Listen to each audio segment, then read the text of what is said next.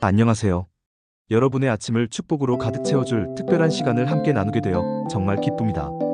오늘 우리는 하루를 말씀으로 시작하는 힘 당신의 아침을 축복으로라는 주제로 함께 이야기 나눠볼 텐데요. 이 귀한 시간을 통해 우리의 삶이 어떻게 변화될 수 있는지 깊이 탐구해 보겠습니다. 아침은 새로운 시작을 알리는 선물과도 같습니다. 매일 뜨는 해처럼 우리에게는 어제와 다른 오늘이라는 새로운 기회가 주어지죠. 이 소중한 시간을 어떻게 활용하느냐에 따라 우리의 하루, 나아가 우리의 인생이 완전히 달라질 수 있습니다. 특히 매일 아침 하나님의 말씀을 묵상하며 하루를 시작하는 것은 우리 영혼에 생명수를 공급하는 것과 같습니다. 메마른 땅에 단비가 내리듯 말씀은 우리의 영혼을 촉촉하게 적시고 생기를 불어넣어줍니다. 이는 단순한 종교적 행위를 넘어 우리의 마음과 생각을 정화하고 삶의 방향을 제시하며 세상 속에서 겪을 수 있는 수많은 어려움과 혼란 속에서도 흔들리지 않는 평안을 찾게 해주는 강력한 힘이 됩니다.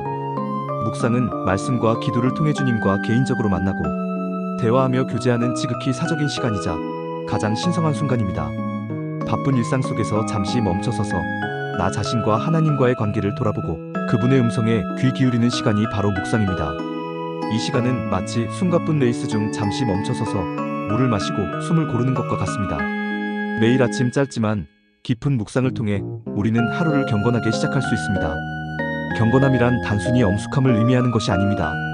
그것은 하나님 앞에서 진실된 마음으로 겸손히 서서 그분의 뜻을 구하며 살아가는 태도를 의미합니다.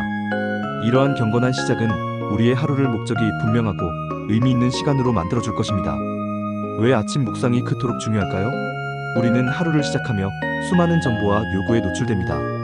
잠에서 깨어나는 순간부터 우리의 생각은 분주해지기 시작하고 해야 할 일들의 목록이 머릿속을 가득 채웁니다. 스마트폰의 알림, 뉴스 헤드라인, 사회관계망 서비스의 피드 등이 끊임없이 우리의 주의를 흩뜨리려 합니다. 이때 아침 말씀 묵상은 마치 우리의 영혼을 위한 닭과 같습니다. 거친 파도 속에서도 배가 흔들리지 않도록 굳건히 붙잡아주는 닭처럼 말씀은 우리의 마음을 평온하게 붙잡아주어 세상의 혼란스러운 소리들로부터 우리를 보호해줍니다. 묵상을 통해 우리는 세상의 유혹과 걱정, 그리고 불안으로부터 벗어나 오직 하나님의 말씀에 집중할 수 있습니다. 이는 우리의 영적인 건강을 유지하고 하나님의 지혜와 인도를 구하며 하루를 살아갈 힘과 용기를 얻는 가장 효과적인 방법입니다. 요한복음 16장 33절 말씀처럼 세상에서는 너희가 환난을 당하나 담대하라. 내가 세상을 이기었노라고 말씀하셨습니다. 이 말씀은 우리에게 큰 위로와 확신을 줍니다. 묵상을 통해 우리는 세상에서 겪을 수 있는 환난과 어려움 속에서도 흔들리지 않는 평안을 누릴 수 있습니다. 하나님의 말씀은 우리에게 변치 않는 평안을 약속하고 그분의 변함없는 사랑과 전능하신 능력이 항상 우리와 함께함을 상기시켜줍니다. 자, 그렇다면 아침 말씀 묵상을 어떻게 효과적으로 할 수 있을까요? 2025년 최신 정보들을 바탕으로 널리 사용되는 몇 가지 묵상 방법을 소개해드리겠습니다. 특히 애틀랜타 온누리교회에서 소개하는 PRESS 방법은 매우 실제적이고 유익한 콰이어 타임, 큐티 방법으로 많은 분들에게 사랑받고 있습니다. 이 방법은 4가지 핵심 단계를 포함하고 있으며 각 단계는 우리의 묵상 경험을 더욱 풍성하게 만들어줍니다. 첫째, Pray for a moment. 잠깐 기도하십시오. 묵상을 시작하기 전에 우리는 먼저 하나님께 기도로 나아가야 합니다. 이 기도는 거창하거나 길 필요가 없습니다. 하나님, 이 시간 주님의 말씀을 통해 저에게 말씀하여 주옵소서. 제 마음을 열어주시고 주님의 뜻을 깨닫게 하옵소서와 같이 짧고 간절한 기도로 충분합니다. 중요한 것은 우리의 마음을 겸손하게 하고 성령님의 도우심을 구하는 것입니다. 성령님께서는 우리의 눈을 열어 말씀을 깨닫게 하시고 우리의 귀를 열어 그분의 세미한 음성을 듣게 하십니다. 기도를 통해 우리는 영적인 문을 열고 하나님과의 깊은 교제를 위한 준비를 갖추게 됩니다. 이 첫 단계는 마치 묵상의 항해를 시작하기 전에 나침반을 맞추는 것과 같습니다. 둘째, 알레드 히즈워드 말씀을 읽으십시오. 기도를 마친 후에는 성경 말씀을 읽는 단계입니다. 성경을 읽을 때는 단순히 글자를 훑어보는 것을 넘어 집중하여 읽는 것이 중요합니다. 한두 번 정도 소리내어 읽어보는 것도 좋은 방법입니다. 말씀이 내 귀로 직접 들어오고 내 입술을 통해 선포될 때 말씀은 더욱 생생하게 다가옵니다. 특히 인상 깊은 구절이나 단어 또는 반복되는 표현에 주목해보세요. 어떤 구절이 마음에 와닿는지, 어떤 단어가 특별히 눈에 띄는지, 그리고 그 이유가 무엇인지 잠시 생각해보는 시간을 가져보십시오. 급하게 많은 분량을 읽으려 하기보다는 정해진 본문을 충분히 음미하며 읽는 것이 훨씬 중요합니다. 예를 들어 매일 성경 큐티와 같이 이미 정해진 본문을 따라가는 것도 좋은 방법입니다. 다움교회나 삼성교회, 애틀랜타 온누리교회 등 많은 교회들이 매일 성경 묵상 자료를 제공하고 있으니 참고하시면 좋습니다. 이들은 요한계시록 51-14, 누가복음 19장 1-10절, 마가복음 1032-45와 같은 다양한 본문으로 묵상을 돕고 있습니다.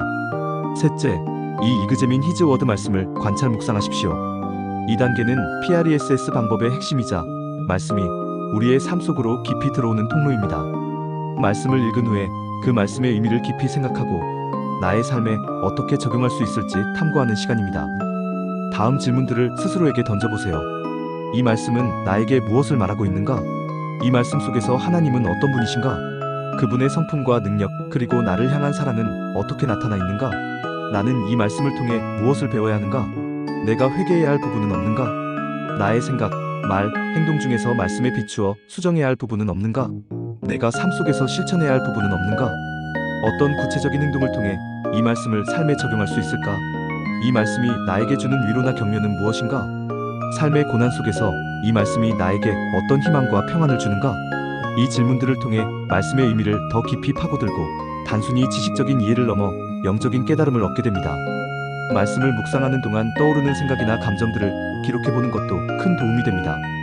짧은 노트나 묵상 일기를 쓰는 습관을 들이면 시간이 지난 후에 다시 돌아보며 내가 어떻게 영적으로 성장했는지, 하나님께서 나를 어떻게 인도하셨는지 확인할 수 있습니다. 넷째, 에세이 백투가드 주신 말씀을 가지고 다시 기도하십시오. 마지막 단계는 묵상한 말씀을 가지고 다시 하나님께 기도하는 것입니다. 이 기도는 우리가 말씀을 통해 깨달은 것을 토대로 드리는 구체적이고 개인적인 기도입니다. 예를 들어 말씀 속에서 하나님의 사랑을 깨달았다면 그 크신 사랑과 은혜에 감사하며 기도할 수 있습니다. 만약 회개할 부분이 있었다면 솔직하게 고백하고 용서를 구할 수 있습니다.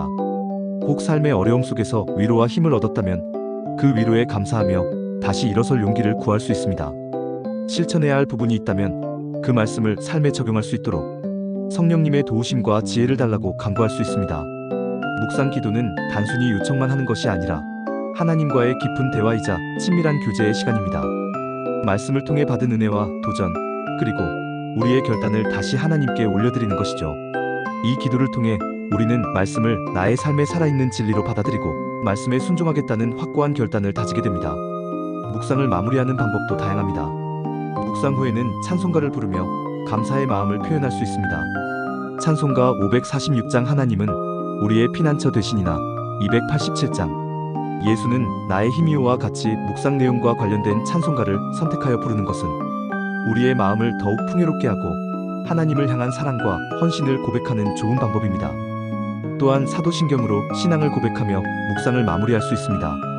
사도신경은 기독교의 핵심 교리를 담고 있는 신앙 고백문으로 이를 통해 우리의 믿음을 다시 한번 확고히 다지고 하루를 시작할 수 있습니다.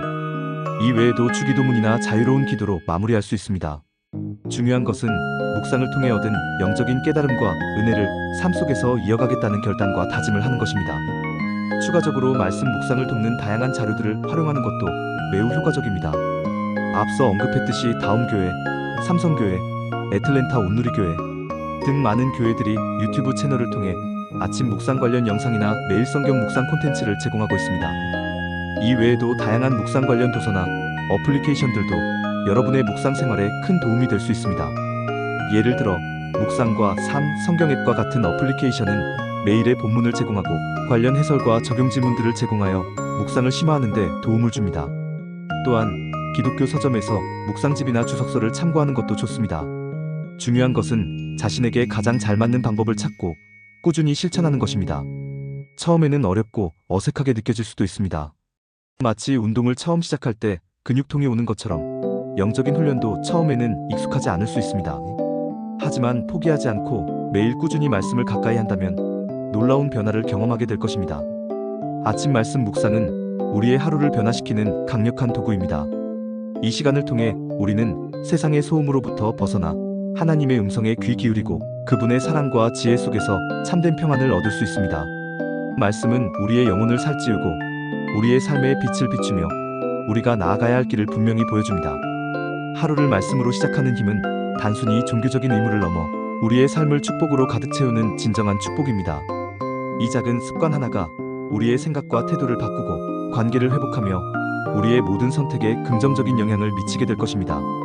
말씀은 우리의 발에 등불이요 길의 빛이 되어 시편 11만 9천 배고 우리가 어떤 길을 가야 할지 명확하게 알려줍니다. 여러분의 아침이 말씀의 빛으로 가득 차서 매일매일이 하나님의 축복 속에서 시작되고 마무리되기를 간절히 소망합니다. 매일 아침 말씀과 함께하는 축복된 하루 되시기를 바랍니다. 이 묵상의 여정이 여러분의 삶에 깊은 의미와 기쁨을 더해주길 바랍니다. 감사합니다.